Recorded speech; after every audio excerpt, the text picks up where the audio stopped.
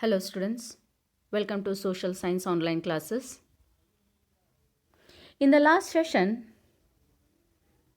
we started the political science first chapter, that is our constitution.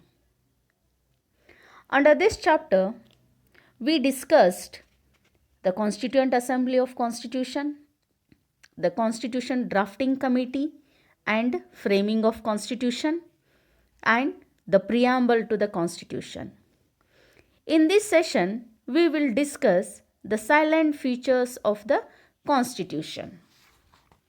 Silent features of Indian Constitution. What do you mean by silent? Silent means the important features or the main features of Indian Constitution.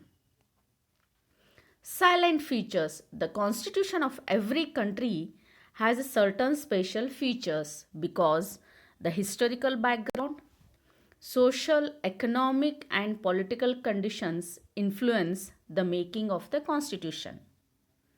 All these factors have contributed in the making of Constitution of India. Now let us discuss the first feature of Indian Constitution. Indian Constitution is a written constitution. It was framed by a Constituent Assembly which was established for the purpose in 1946. The powers and functions of the organs of the government. We have already discussed the three main organs of the government. Which are they?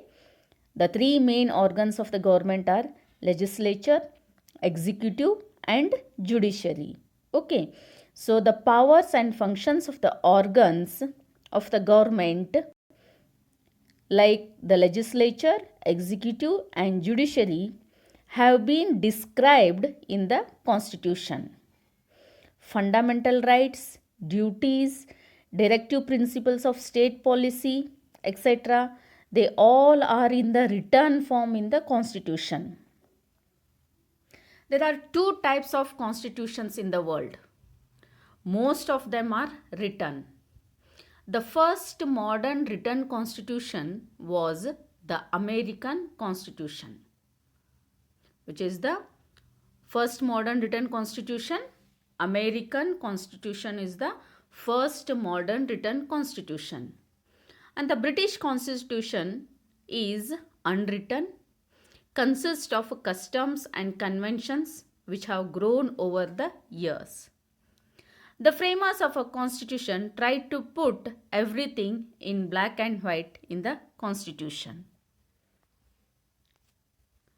Indian constitution is the lengthy constitution or the longest constitution. The Constitution of India is the longest constitution in the world. Originally, it has 395 articles divided into 22 parts and 8 schedules. A number of amendments so far done. Amendments means in Kannada we call it as a tiddupadi. What do you mean by amendment? Amendments means tiddupadi. So a number of amendments till now, there are 98 so far, passed since its enforcement in 1950, have also become a part of a constitution. Today, it has 444 articles. Presently, now it is given here 444 articles, but presently it has 465 articles. Mind it, children.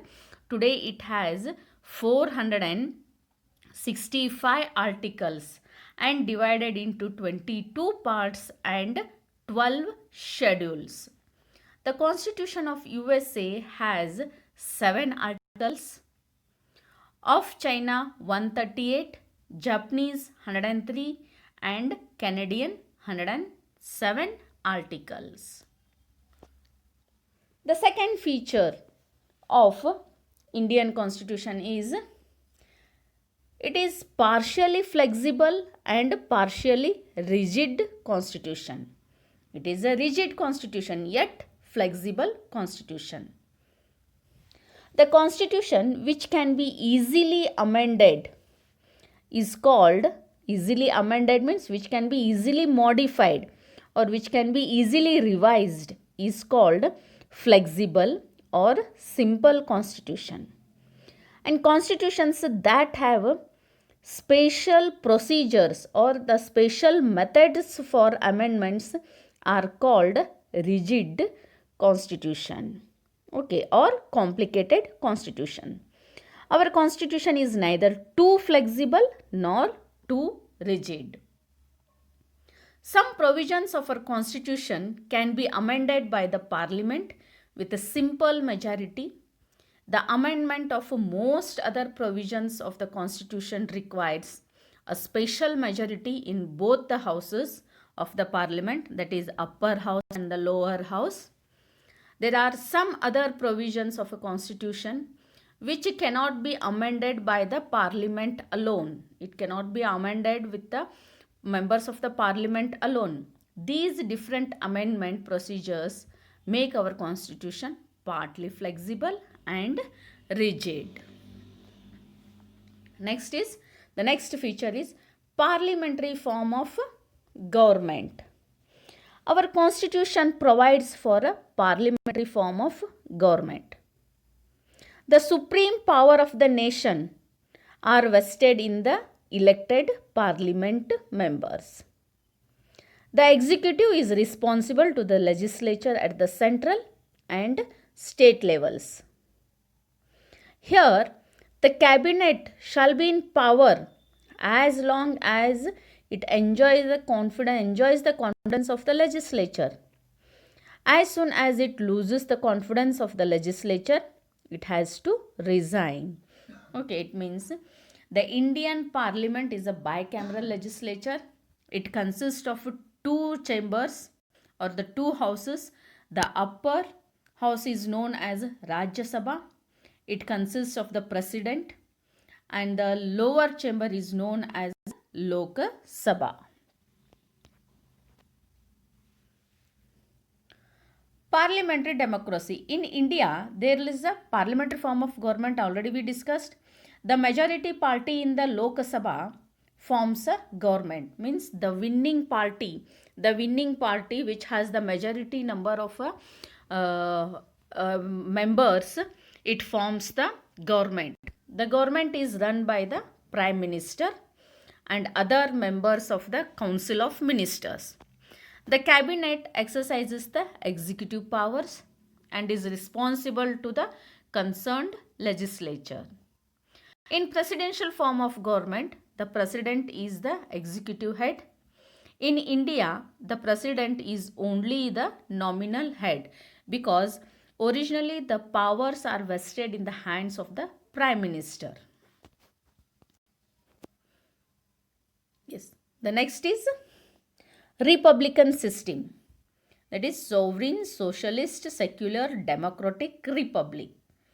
The constitution declares India as a sovereign, socialist, secular, democratic republic. The words socialist and secular were added in the preamble of the constitution by 42nd Amendment in 1976. Republican system means the head of the state or the head of the nation or the country is not a hereditary monarch, is not a hereditary. It means after the father's death, son will not become the king or son will not become the head of the state. So it means the head of the state is not a hereditary monarch but a president who is indirectly elected by the people for a definite period. So the president of India is indirectly elected by the people for a particular period or for a definite period. That means it is a republican system.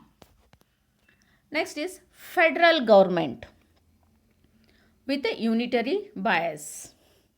Our constitution provides for a federal system of government because our country consists of different languages, castes, races and geographical regions. Administrative powers are shared by central government and the state government. The central list has 100 subjects and the state list has 61 subjects and the concurrent list has 52 subjects. Here see, what do you mean by concurrent list? Concurrent list means subjects that give powers to both the central government and the state government. That means subjects that give powers to both the governments, that is for the central government and the state government, is called as the concurrent list. The Supreme Court hold powers to solve all the disputes arising between the central government and the state government with respect to any subject. Okay. The meaning of a federal system. In a federal system, power is shared by a powerful central government and the state or a local governments. I already discussed this. States or provinces are given considerable self-rule, usually through their own legislature. In a federal form of government, power is divided between a central government and the state government. A document, which is a constitution, such as a constitution, may describe the rights, responsibilities and duties of the central government as well as the state government.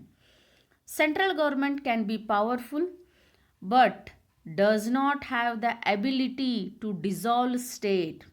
Central government is powerful in our country, but still it does not have the right to dissolve the state government or choose state leaders. So to dissolve the state government, the central government do not have any ability or the rights, and even the central government cannot choose the state leaders. The next feature is fundamental rights. What are fundamental rights then? The rights that the Constitution has given to the people are called fundamental rights. No law of any government, central or state, or any organization can deny these rights. If the fundamental rights are taken away, the citizen can directly appeal to the High Court or the Supreme Court. Okay, these rights are listed in the third part of the Constitution. Fundamental rights are in the third part of the Constitution. Article 32, constitutional remedy provide a person can directly move to Supreme Court in violation of fundamental rights. Article 226 provides the same to directly move to High Court. Yes, the next feature of our Constitution is fundamental duties. Duties are our responsibilities towards our country. 11 fundamental duties have been described in the A part of the 4th chapter under clause 51A of our Constitution. Through the 86th Amendment to the Constitution in 2002, it has been made a duty of parents to provide compulsory education to their children aged between 6 to 14 years. This is the 11th duty mentioned in the Constitution. Okay. The 42nd Amendment of 1976 added Article 51A to the Constitution, requiring all the citizens to fulfill 10 duties. According to the amendment of 1976, how many fundamental duties were there? There were 10 fundamental duties. But through the 86th Amendment of the Constitution, 2002, it has been made a duty of parents to provide compulsory education to their children aged between 6 to 14 years. So this is the 11th duty mentioned in the Constitution. Next is the next feature of salient feature of constitution is directive principles of state policy. What are directive principles of state policy then? The directive principles of state policy are the guidelines or principles given to the central and the state governments of India to be kept in mind while framing laws and policies. What is directive principles of state policy? See, whether it is a state government or the central government. Okay, the guidelines are given by the directive principles. So while framing the laws and the policies, they have to keep the guidelines or principles given to them.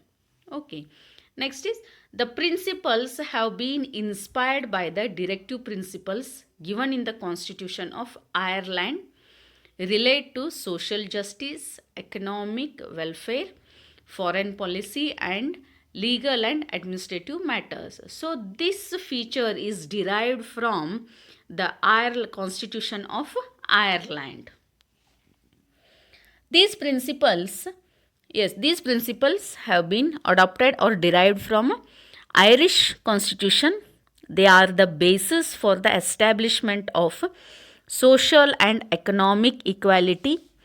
They are the basic principles for the administration of the country. Yet the government cannot be questioned by a court of justice if it does not implement them. It means even if they do not implement them, the court does not have the right to question them in case if the government do not implement them. When the government frames new laws, it should pay attention to these principles. Characteristics of directive principles of state policy. Directive principles of state policies aim to create social and economic conditions under which the citizens can lead a good life. They also aim to establish social and economic democracy through a welfare state, yardstick in the hands of the people to measure the performance of the government. The next one is independent and centralized judiciary system. The Constitution of India makes provisions for the independence of judiciary because only independent judiciary can safeguard the rights and liberties of the freedom of the people, and only it can protect the supremacy of the Constitution. An impartial method has been adopted for the appointment of the judges. High qualifications have been fixed for the judges. The judges of the Supreme Court stay in office till 65 years of age, and of high courts till 62 years of age. It means the Supreme Court, the judges of the Supreme Court will retire at the age of 65 years, and the judges of the high courts will retire at the age of 62 years. Our judiciary is single integrated judicial system. The entire judicial system of India is organized into an hierarchical order.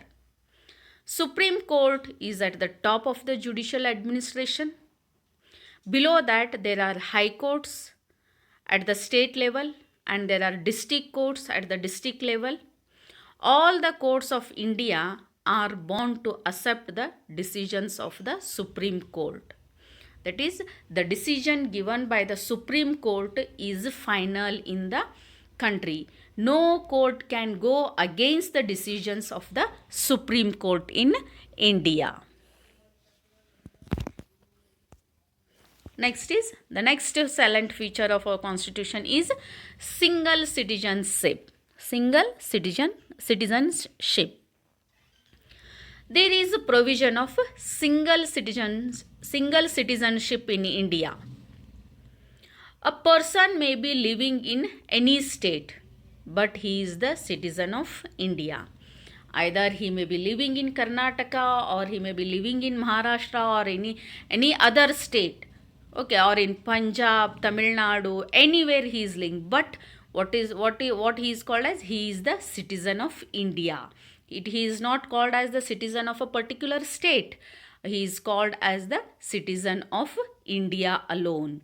The principle of double citizenship promotes regionalism and provincialism, whereas the principle of single citizenship promotes national unity. Therefore, the principle of single citizenship is adopted in India. So, the Constitution makes a provision for single citizenship in order to control narrow-minded provincialism. Provincialism means regionalism, or in Kannada we call it as pradeshikate. Okay, in order to control the narrow-minded pradeshikate and promote nationalism, Indian Constitution has given the provision of single citizenship. The citizens of this country have the same rights irrespective of their place of birth or residence. The legislature hold the power to frame rules in this matter. And now the next feature, universal adult franchise. Article 326 provides for universal adult franchise.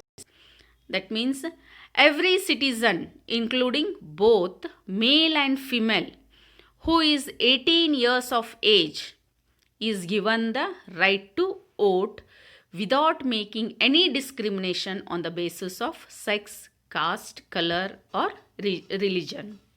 It means a citizen who is 18 plus, who is of the age 18 years and plus, have the right to vote, and no discrimination is made between men or women, caste or color or religion. So everyone has the right to vote who is 18 plus. The next one is bicameral legislature. Bicameral legislature. Bi means what? Bi means two. Cameral means chamber or house. So bicameral legislature means two chambers or two houses. Lower house is called the first house and the upper house is called the second house. So we also call lower house as a upper house as a Rajya Sabha and lower house as a Lok Sabha. Okay. America, Britain and India are the classic examples of bicameral legislature. In England, bicameral legislature has been developed according to the historical evolution. According to Article 168, for every state there shall be legislature which shall consist of governor and a legislative council and a legislative assembly. Article 169 provides for the abolition and creation of legislative council, which is known as the upper house of a state legislature, and at present there is bicameral legislature in the states of Bihar, Maharashtra, Andhra Pradesh, Karnataka, Uttar Pradesh and Jammu and Kashmir, whereas there is one house in all other states. Next is political party system. That is party system. Political parties are the pillars of a democracy. There is a multi-party system in India. The party which wins the majority of votes in the general election becomes the ruling party, whereas the rest will be the opposition parties. Thank you.